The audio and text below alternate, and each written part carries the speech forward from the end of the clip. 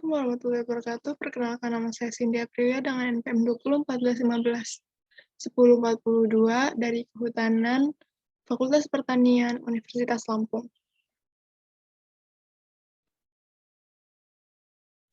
Hadirnya saya di sini adalah untuk mempresentasikan jurnal yang ditulis oleh Muhammad Jurnalis Habibi dengan judul Mengidentifikasi Tanaman Beracun pada Pola Daun dengan Jaringan Syaraf Tiruan Learning Factor Quantification. Pada presentasi kali ini, saya akan menyampaikan 4 subjudul. Yang pertama yaitu ada pendahuluan, yang kedua ada metodologi, yang ketiga ada hasil dan pembahasan, dan yang terakhir ada kesimpulan. Yang pertama yaitu pendahuluan. Tanaman juga bisa berkhasiat sebagai obat, namun jika tak bisa memilihnya akan menjadi kesalahan, sehingga bukannya tanaman obat yang dipilih, malah menjadi tanaman yang beracun, yang akan menyebabkan hal yang sangat fatal. Tanaman itu sendiri memiliki berbagai banyak jenis, serta keunikan masing-masing. Banyak masyarakat yang awam kurang mengetahui untuk dalam hal tanaman yang beracun. Tanaman beracun, jika tidak bisa membedakannya, maka akan berakibat sangat fatal bagi masyarakat. Tanaman ada banyak yang memiliki persamaan, tapi tidak luput juga banyak tanaman ada banyak yang memiliki persamaan. Dan tidak luput juga banyak yang memiliki perbedaan, baik itu dari segi daun maupun yang lainnya. Perbedaan antara tanaman yang mempunyai kesamaan maupun perbedaan itu sangat samar, sehingga cukup sulit untuk membedakan mana tanaman yang tidak beracun dan mana tanaman yang beracun.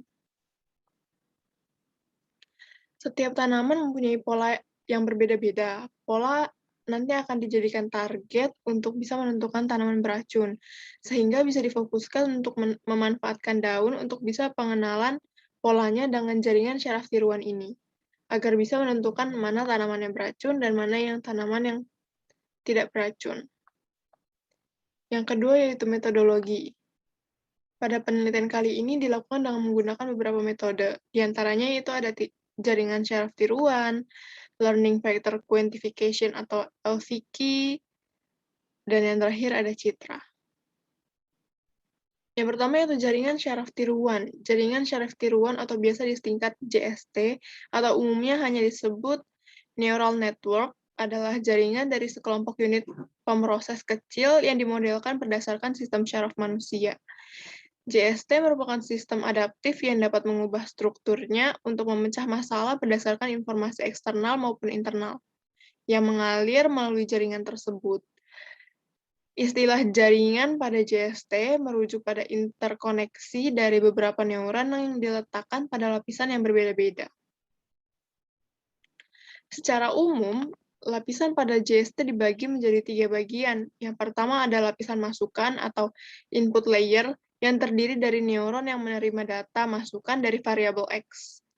Yang kedua ada lapisan tersembunyi atau hidden layer, terdiri dari neuron yang menerima data dari lapisan masukan. Lalu yang terakhir ada lapisan luaran atau output layer, terdiri dari neuron yang menerima data dari lapisan tersembunyi atau langsung dari lapisan masukan. Secara matematis, neuron merupakan sebuah fungsi yang menerima masukan dari lapisan sebelumnya. GI, X, lapisan ke-1. Berikut saya lampirkan skema dari proses JST dan model sederhana dari neuron itu sendiri. Yang kedua yaitu Learning Factor Quantification atau LVQ. Suatu metode untuk melakukan pelatihan terhadap lapisan-lapisan kompetitif yang terawasi. Lapisan kompetitif akan belajar secara otomatis untuk melakukan klasifikasi terhadap vektor input yang diberikan. Apabila beberapa vektor input memiliki jarak yang sangat berdekatan, maka vektor-vektor input tersebut akan dikelompokkan dalam kelas yang sama. Berikut saya lampirkan arsitektur Learning Factor Quantification serta diagram alir tahap pelatihan JST LVQ. Lalu yang terakhir yaitu ada citra, suatu representasi atau gambaran kemiripan atau imitasi dan suatu objek, dan citra sebagai keluaran suatu sistem perekaman data dapat bersifat optik berupa foto, bersifat analog berupa sinyal-sinyal video seperti gambar pada monitor televisi, atau bersifat digital yang dapat langsung disimpan pada suatu media penyimpanan. Yang ketiga ada hasil dan pembahasan. Penelitian jaringan syaraf tiruan ini menghasilkan sistem yang dapat menentukan tanaman beracun dari pola daun yang nantinya akan digunakan untuk inputan jaringan syaraf tiruan. Pola daun didapatkan dari ciri daun yang sudah dimiliki tanaman beracun tersebut. Dari ciri itulah terbentuk sebuah pola yang akan digunakan untuk menentukan pola tanaman beracun. Sistem aplikasinya sendiri itu terdiri dari menu inputan, proses, serta menu bantuan. Menu inputan sendiri itu berfungsi untuk menyimpan data yang nantinya dimasukkan ke dalam tabel. Data yang tersimpan merupakan data informasi dari tanaman yang beracun yang terdiri dari gambar, pola daun, informasi yang ada pada tumbuhan beracun tersebut. Untuk menu proses sendiri digunakan untuk melakukan proses penentuan beracun atau tidaknya tanaman tersebut. Di form inputan, nantinya semua data serta informasi tanaman beracun akan dimasukkan. Informasinya nanti digunakan untuk informasi hasil pengujian dari pola daun yang sudah diinput ke aplikasi. Sedangkan untuk form pelatihan berfungsi untuk dilakukannya tahap pelatihan atau training pada jaringan syaraf tiruan. Hasil dari pelatihan atau training yang berupa bobot nantinya disimpan pada tabel untuk digunakan proses pengujian.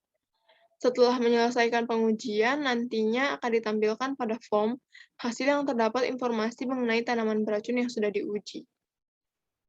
Yang terakhir yaitu kesimpulan. Dalam menentukan tanaman beracun dengan cara menggunakan metode jaringan syaraf tiruan learning factor quantification, yaitu dengan data daun yang sudah didapat, nantinya akan ditentukan polanya terlebih dahulu, dengan tanda checklist pada beberapa data dari ciri yang sudah dimiliki oleh daunnya. Hasil yang didapat dari proses pemilihan pola nantinya berupa informasi mengenai tanaman beracun, gambar yang digunakan untuk user lebih mudah dapat dikenali tanaman beracun tersebut, sehingga hal ini dapat diidentifikasikan dengan mudah oleh masyarakat dan dapat membedakan mana tanaman yang beracun dan mana tanaman yang tidak beracun sehingga aman untuk dikonsumsi atau dijadikan tanaman hias, seperti itu. Mungkin itu saja yang dapat saya sampaikan, kurang lebihnya saya mohon maaf. Wabillahi taufiq wal hidayah. Wassalamualaikum warahmatullahi wabarakatuh.